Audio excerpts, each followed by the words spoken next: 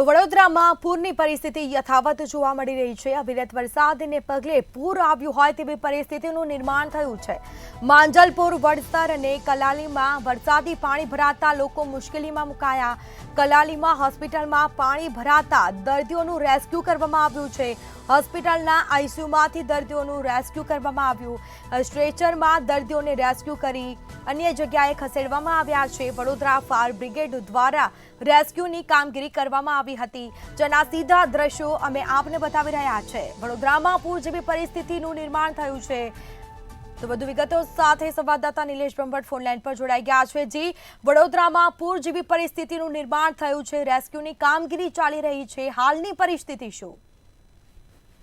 જી સ્મિતા, વડોદરા શહેરમાં પૂરની જેવી પરિસ્થિતિ યથાવત છે અને જેમ જેમ સમય પસાર થઈ રહ્યો છે તેમ પરિસ્થિતિ વધારે બગડી રહી છે। વડોદરાના માંજલપુર, વડસર, કલાલી, કારેલીબાગ, અકોટા, નિઝામપુરા વિસ્તારમાં પાણી ભરાયા છે।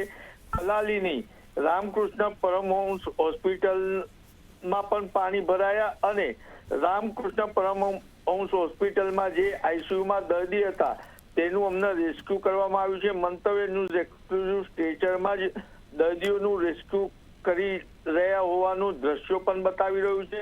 વડોદરા ફાયર બ્રિગેડ દ્વારા રેસ્ક્યુ કરવામાં આવી રહ્યું છે, પરંતુ મહત્વની વાત એ છે કે આજવાની સરોવરની સપાટી 213.62 છે અને ઉપરવાસમાં વરસાદ વધુ વરસી રહ્યો છે, તેથી વડોદરાના શહેરીજનોની મુશ્કેલીમાં વધારો થઈ શકે છે અને હાલ જે રીતના વડોદરા શહેરમાં પણ વરસાદ વરસવાની શરૂઆત થઈ છે, તેથી નાગરિકો ચિંતામાં મુકાયા છે અને હાલ વડોદરા મહાનગરપાલિકાએ રેસ્ક્યુ તરફ વધારે ધ્યાન આપ્યું છે।